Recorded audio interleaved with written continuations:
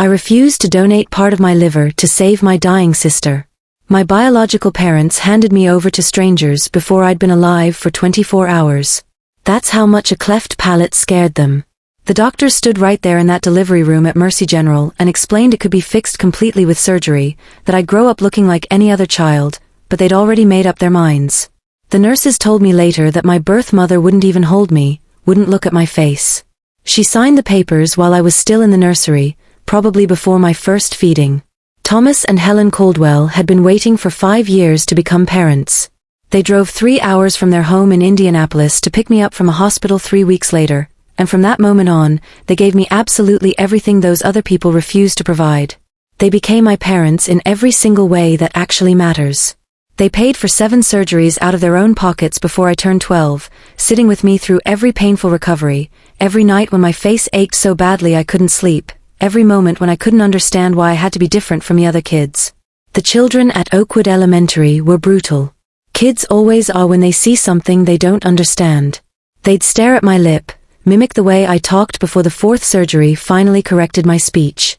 I'd come home crying, and Mom would sit on the edge of my bed brushing my hair back from my forehead with the gentlest touch. "You are wanted, Diane," she'd whisper every single time. "You are loved beyond measure. Don't you ever forget that." And I never did, because when she said those words, I could feel the truth of them in my bones. Dad worked double shifts at the manufacturing plant so they could cover the medical bills that insurance refused to pay. Mom drove me to every appointment, every speech therapy session, every follow-up visit with the surgeons. They never once made me feel like a burden. Not one single time. When they looked at me, all I saw was pure love in their eyes, the kind of love that doesn't depend on perfect faces or easy circumstances. I graduated from Indiana University with honors in healthcare administration. Built a solid career working my way up at Methodist Hospital. Bought myself a little brick house in a quiet Indianapolis neighborhood with a front porch where I'd sit with my coffee on Saturday mornings, watching the neighbors walk their dogs. Through all of those years, building my entire life from childhood to adulthood, I never heard one word from the people who threw me away like I was defective merchandise they couldn't return fast enough. Mom and Dad died within 14 months of each other when I was 31. Dad had a massive heart attack at 62 while he was working in the garage. Mom's cancer took her at 60 just before Christmas. Losing them shattered me into so many pieces I wasn't sure I'd ever be whole again. They weren't wealthy people by any stretch of the imagination, but they left me everything they had because they wanted me to feel secure when they were gone. The house was completely paid off. There was a modest savings account they'd built up over decades of careful planning.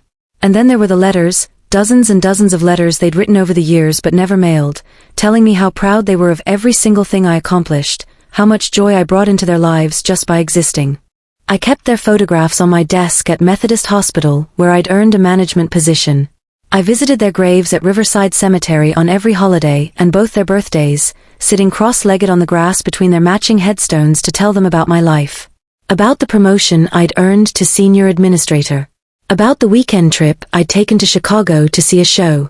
About the stray cat from 2 houses down that had basically moved into my place and claimed my couch as his personal throne.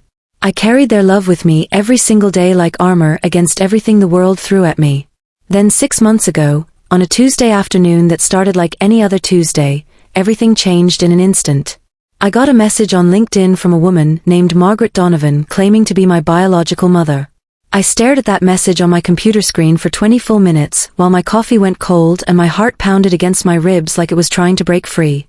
Some ridiculous childish part of me that I thought I'd buried alongside Mom and Dad started wondering if maybe she was reaching out to apologize. Maybe after 32 years of absolute silence, she finally regretted abandoning a newborn baby. Maybe she'd spent 3 decades thinking about the daughter she gave away and finally found the courage to say she was sorry. The message was brief and businesslike. "Diane, my name is Margaret Donovan. I'm your birth mother. I know this must come as a shock after so long, but I need to speak with you about something urgent. It's a family matter. Please call me." She included a phone number with a Fort Wayne area code. I should have deleted it immediately. I should have blocked her and continued living my perfectly good life without her in it. But I didn't do that. Instead, I called her that same night after pouring myself 2 glasses of wine for courage, and her voice on the other end sounded exactly like I'd expected, flat professional, like she was calling to confirm a dental appointment rather than speaking to the daughter she'd abandoned 32 years ago. "Can we meet in person?" she asked without any preamble. "There are things we need to discuss face to face." I agreed to meet her at a cafe in downtown Indianapolis the following Saturday. I spent the entire week rehearsing different scenarios in my head. I practiced gracious responses in front of my bathroom mirror. I imagined her crying, explaining that she'd been young and terrified, telling me that giving me up was the hardest decision she'd ever made in her life. I wanted to be ready for anything. Saturday morning arrived and I changed my outfit 3 times before settling on jeans and a gray sweater, casual but presentable, the kind of outfit that said I was doing just fine without her involvement in my life. I drove to the cafe with my hands shaking on the steering wheel of my Toyota. My stomach was twisted into such tight knots that I regretted forcing down breakfast. She was already sitting at a corner table when I walked through the door. Margaret Donovan looked me up and down without smiling, without greeting me, without asking a single question about my life or who I'd become. She was 59 years old with highlighted blonde hair styled perfectly, wearing expensive-looking jewelry, a thick gold bracelet, diamond stud earrings that caught the overhead lights. She had on a dark green cardigan over a cream blouse, and her manicured nails drummed impatiently against her coffee cup as I slid into the chair across from her. The very first thing out of her mouth was that my sister was dying and I needed to help her. Not hello. Not it's good to finally meet you. Not I'm sorry for everything I did to you. Just straight into the real reason she tracked me down after more than 3 decades of pretending I didn't exist on this planet. My sister, a woman named Stephanie who I'd never met, never spoken to, never even seen a photograph of, had been drinking heavily since her college years at Purdue University. The drinking had only gotten worse over time until her liver started failing. Now she was on a transplant list at St. Vincent Hospital and running out of time fast, and apparently I was the only viable donor match in the family. "How do you even know that?" I asked, hearing my voice come out harder and sharper than I'd intended. Margaret's expression didn't change at all. "I have a contact at the hospital. They accessed your medical records." "That's completely illegal." "It's necessary," she said, like that somehow made it acceptable. "Diane, I understand this is overwhelming," Margaret continued, leaning forward slightly. "But Stephanie is in critical condition. The doctors say she has maybe 3 months without a transplant, and the waiting list is years long. You're her only real chance at survival." She sat across from me listing all the reasons I should let surgeons cut me open for a complete stranger. How Stephanie was fundamentally a good person who just made some mistakes. How everyone deserved a second chance at life. How family was supposed to help family, no matter what had happened in the past. Her voice stayed steady and rehearsed, like she'd practiced this entire speech in front of her own bathroom mirror. When she saw my expression, which I'm absolutely certain showed exactly how I felt about being treated like a spare parts warehouse, she switched tactics immediately. "She has 2 young children at home," Margaret said, leaning even closer across the table like she was sharing a devastating secret. "Jackson is 8 and Claire is 5. Those babies need their mother, Diane. You're really going to let 2 innocent children grow up without a mom because you're holding on to some kind of grudge?" I let her finish her entire prepared speech, let her think she was making progress with her arguments, and then I asked her point-blank the question that had been burning in my mind since she first mentioned donor matches. "Why are you coming to me for this instead of donating part of your own liver?" Her whole face changed in an instant. The rehearsed expression cracked wide open, and for the first time since I'd walked into this cafe, she looked genuinely human, exhausted, desperate, and completely cornered. "I can't," she said quietly, finally looking down at her coffee cup. "I already gave her part of mine 3 years ago." I stared at her while the noise of the cafe, the hissing espresso machine, the conversations happening around us, the indie music playing through the speakers, all faded into meaningless white noise in my ears. She had donated a piece of her own liver to save Stephanie once before. She'd gone through major surgery at St. Vincent Hospital and endured weeks of brutal recovery. Stephanie got handed a second chance at life with that transplanted liver tissue. But she never stopped drinking. Not for a year. Not for 6 months. Not even for a few weeks. She destroyed that transplanted liver exactly the same way she destroyed her original one, drowning it in vodka and whiskey and whatever else she could pour down her throat. And now my biological mother had tracked me down like a bloodhound to ask me to be the next donor in line. So this woman let doctors cut her open for the daughter she kept, I said slowly, feeling my voice shake with anger I'd been holding back. But she couldn't be bothered to show up to a few appointments for the baby she abandoned over a fixable birth defect. And now you want me to be next in line. Margaret grabbed my hand across the table, her grip tight and desperate. Her eyes were red-rimmed and I realized she probably hadn't slept properly in weeks. It's different this time, Diane. Stephanie's been sober for 2 months now. She attends AA meetings at the community center every single week, sometimes twice. She's working with a spom. She's doing everything right. She just needs one more chance, and I know in my heart she won't waste it this time. I pulled my hand back slowly and just looked at her. You knew in your heart 3 years ago too. Margaret's grip on the table tightened until her knuckles turned white and her voice went flat and cold. She is your blood, Diane. Your own sister. Doesn't that mean anything to you? I pushed back from the table and stood up slowly, feeling like I was moving underwater. The other customers in the cafe were starting to glance over at us, sensing the tension crackling in the air between us like electricity before a storm. You gave her part of your liver and she threw it away like garbage, I said. She drank herself into liver failure, received a piece of your organ, and then kept drinking until she destroyed that one too. And you want me to risk my life, my career, my health, everything, for someone who refuses to save herself. My voice was getting louder. I couldn't stop it. 32 years of wondering why I wasn't good enough, why a fixable defect was reason enough to throw me away like trash. All of it was boiling up inside me like water about to overflow a pot. I'm not going to do it, I said clearly. Margaret stood up so fast her chair scraped against the floor with a horrible screeching sound that made everyone in the cafe turn to stare. Before she could say anything else, she grabbed my wrist hard enough that I knew it would leave a bruise. Her fingers dug into my skin like claws. You're really going to let your sister die because you're bitter about the past? She hissed.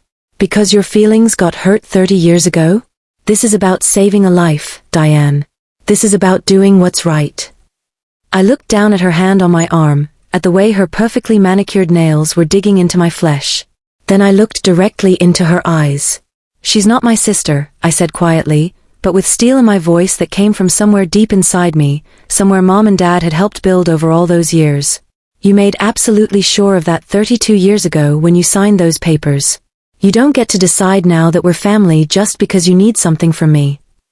Margaret's face went bright red and tears started streaming down her cheeks, but they weren't tears of sadness. They were tears of pure rage. She screamed right there in the middle of that cafe that I was a murderer, that I had blood on my hands, that she hoped I never found peace for as long as I lived, that I would rot in hell for what I was doing to an innocent woman with 2 babies at home. I told her that burden was hers to carry now, not mine. I walked out of that cafe while she was still screaming, while other customers were pulling out their phones to record what was happening, while a young barista with purple hair was asking if someone should call the police. I walked to my Toyota in the parking garage with my hands shaking so badly, I dropped my keys twice before I managed to unlock the door. I sat in the driver's seat for 10 minutes just breathing, just trying to calm myself down before I pulled out my phone and blocked Margaret's number. Then I blocked her on LinkedIn. Then I sat there in that parking garage and cried harder than I had since Mom's funeral. But they weren't tears of guilt or regret. They were tears of relief, of finally standing up for myself, of refusing to be treated like I was nothing more than spare parts for a family that never wanted me in the first place. I drove home to my little brick house in Indianapolis, walked past the photographs of Mom and Dad on my mantel, and sat on my back porch with a cup of chamomile tea as the sun set behind the neighbor's oak tree. And for the first time in 6 months since that LinkedIn message had appeared in my inbox, I felt like I could breathe properly again. The next morning, I got a phone call from a man who introduced himself as Robert Donovan, my biological father. I almost didn't answer, but something made me pick up on the 4th ring. His voice was tired, defeated. I'm not calling to yell at you or guilt you, he said. I'm calling to apologize for all of it. For giving you away. For Margaret tracking you down like this. For everything. You don't owe us anything. You don't owe Stephanie anything. I just wanted you to know that. I thanked him quietly and hung up. I didn't block his number, but I didn't save it either. 3 weeks after that cafe meeting, I got a text from a number I didn't recognize. It was short and brutal. Stephanie passed away this morning. I hope you can live with yourself.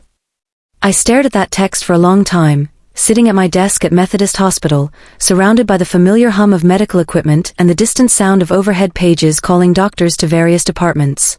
I thought about those two children, Jackson and Claire, growing up without their mother. I thought about Stephanie, who I'd never met but who was apparently so genetically similar to me that we'd been compatible donors. And I thought about what Mom would say if she were here with me right now. She'd hold my face in her hands the way she used to when I was little, and she'd tell me that I was not responsible for other people's choices. That Stephanie made her decisions every single day when she picked up a bottle instead of calling her sponsor or going to another meeting. That Margaret made her choice 32 years ago when she looked at a baby with a cleft palate and decided it was too much trouble to deal with. I didn't respond to the text. I deleted it and went back to work reviewing budget reports and attending department meetings. That night, even though it wasn't a holiday or anyone's birthday, I drove to Riverside Cemetery. I sat on the grass between Mom and Dad's headstones as the sun set behind the old oak trees that lined the cemetery fence. And I told them everything about Margaret, about Stephanie, about the guilt that kept trying to creep in around the edges even though I knew deep down I'd made the right choice. I chose myself, I said out loud, my voice carrying across the empty cemetery. Just like you taught me to. Just like you always wanted me to. The wind rustled through the leaves and somewhere in the distance I heard a bird singing its evening song. And I swear I felt Mom's hand on my shoulder, Dad's voice telling me he was proud of me. I'm not a murderer. I'm not selfish. I'm not heartless. I'm a woman who was abandoned as a baby and found by people who showed me what real love actually looks like. I'm a woman who survived 7 surgeries and countless cruel comments and built a good life anyway. I'm a woman who knows the difference between family by blood and family by choice. Margaret can carry her guilt. Robert can carry his regret.